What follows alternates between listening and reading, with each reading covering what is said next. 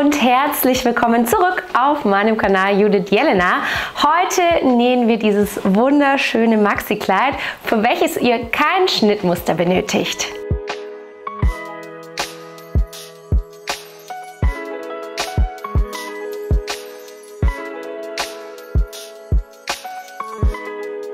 Dieses Kleid ist jetzt schon mein neues Lieblingskleid und die Anleitung ist auch wunderbar für Anfänger geeignet. Ihr könnt ganz einfach nach euren Wünschen entscheiden, welche Anpassungen ihr vornehmen möchtet, und diese zeige ich euch nun Schritt für Schritt. Ich empfehle euch, einen schönen leichten Stoff zu verwenden.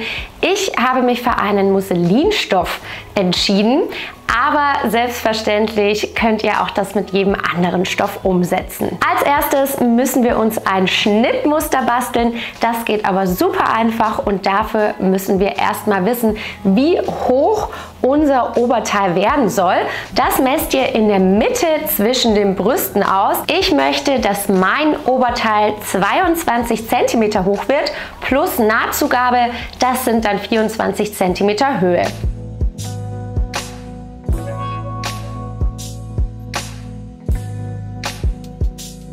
Mein Umfang an der Brust ist 86 cm, da es aber etwas lockerer sitzen soll und wir ohne Reißverschluss arbeiten wollen, addiere ich dazu noch 8 cm, also 94 cm.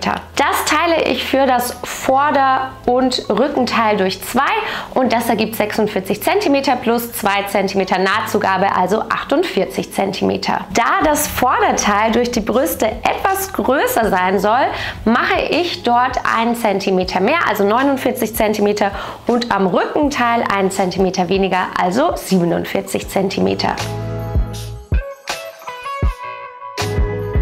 Das könnt ihr allerdings natürlich selbst entscheiden, ob und wie ihr das aufteilen wollt.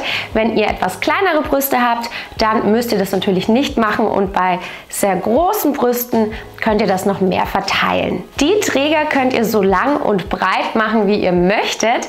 Ich möchte meine 3 cm breit haben, also rechne ich 3 cm mal 2, das sind gleich 6 cm plus Nahtzugabe.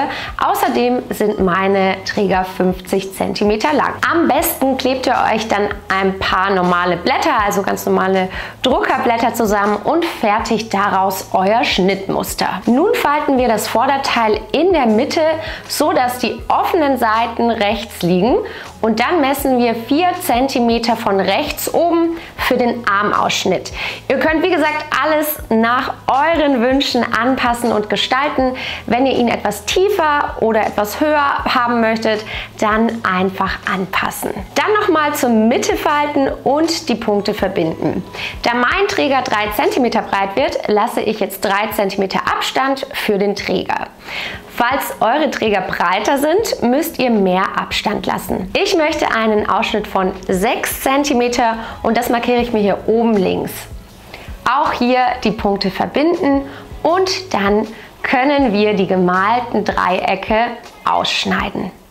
Und das Rückenteil wird dann in genau demselben Schema gemacht. Und fertig ist unser Schnittmuster für das Oberteil. Da wir das Oberteil zweilagig nähen, brauchen wir beide Teile auch zweimal.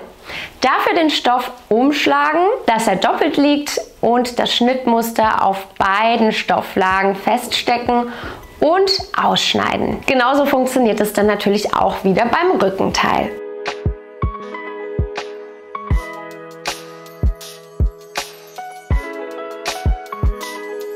Die Träger brauchen wir übrigens 4-mal. Und noch ein kleiner Tipp von mir: Wenn ich ein Schnittmuster erstellt habe, das ich gerne mag, dann beschrifte ich alles ordentlich, also damit ich genau weiß, welches Teil was sein soll, und dann hefte ich mir diese zusammen und bewahre sie für weitere Kleider auf. Wir starten mit unserem Oberteil, indem wir die Träger in der Mitte an der langen Seite zusammenfalten. Bei mir ist der Stoff auf beiden Seiten gleich, also ist es auch egal, wie ich das einschlage. Falls ihr aber einen anderen Stoff mit einer linken und rechten Seite habt, dann rechts auf rechts zusammenfalten, so dass die nicht so schöne Seite nach außen zeigt, also die schaut dann zu euch. Anschließend zusammennähen, dabei immer darauf achten, dass ihr die Naht am Ende und am Anfang verriegelt. Und das ist übrigens, wenn ich nichts anderes im Video sage, bei allen weiteren Schritten der Fall. Auf einer Seite vom Träger nähen wir dann noch das offene Ende zu und die Ecke schneide ich mir hier ab. Und dann können wir den Träger wenden. Ich nehme dafür übrigens einfach eine alte Stricknadel. Eine Sicherheitsnadel tut es aber natürlich genauso gut. Jetzt können wir die beiden Teile vom Vorderteil rechts auf rechts feststecken und gleichzeitig die Träger mit den offenen Enden mit einlegen und auch diese dann feststecken.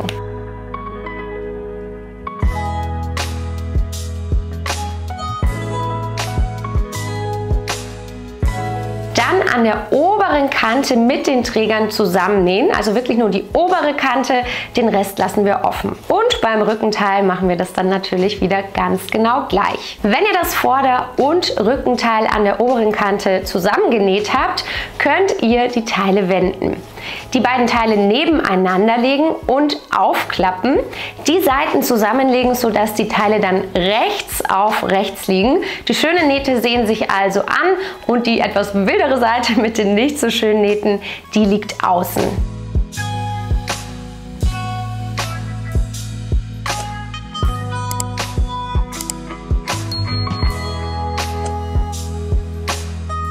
Auf der anderen Seite wiederholen wir das und beide Seiten nähen wir dann anschließend wieder fest. Wenden und schon ist unser Oberteil fast fertig.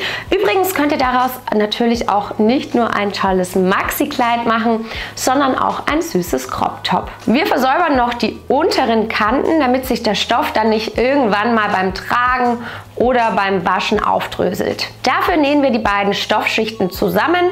Das könnt ihr entweder mit dem Zickzackstich oder einer Fake Overlock Naht mit der ganz normalen Haushaltsnähmaschine machen oder falls ihr wie ich eine Overlock besitzt, dann mit der Overlock.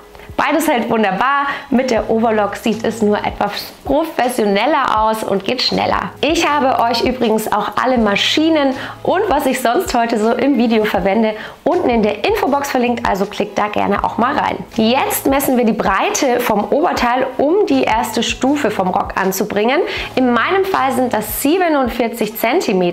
Das rechnen wir mal 2, damit wir den kompletten Umfang haben. Und die Höhe der Stufe könnt ihr dann einfach so hoch machen, wie es euch gefällt und immer dran denken, plus 2 cm Nahtzugabe. Für die Breite nehmen wir den Umfang vom Oberteil mal 1,5, also 141 cm plus Nahtzugabe. Das Viereck ausschneiden und anschließend alle 4 Kanten versäubern. Also versäubern bedeutet dann einfach wieder mit dem Zickzackstich oder, falls ihr eine besitzt, mit der Overlock. Jetzt wollen wir die Stufe kräuseln, damit wir denselben Umfang wie das Oberteil bekommen.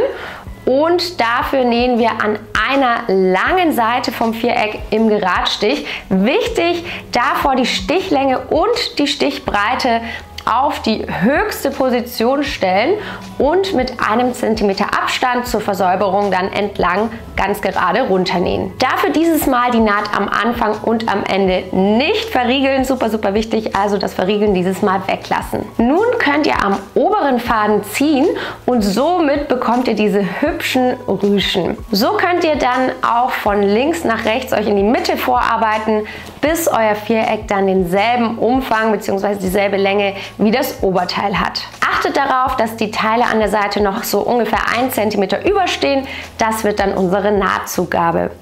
Nun das Viereck an den offenen Kanten rechts auf rechts zusammenstecken und festnähen.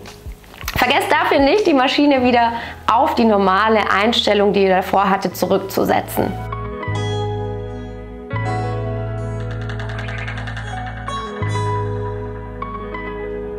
Anschließend können wir dann die erste Rockstufe mit dem Oberteil rechts auf rechts zusammenstecken. Achtet hier unbedingt darauf, dass ihr das schön ordentlich macht und zieht euch dabei die Rüschen am besten immer so ein bisschen passend zurecht, damit das dann alles wirklich schön hübsch liegt.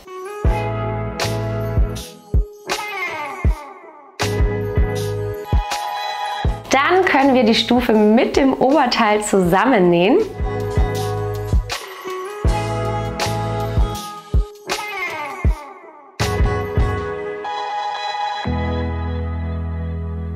Ja, und nun kann man auch schon ganz gut erkennen, was es werden soll. Und im Prinzip könnt ihr das nun auch schon so tragen.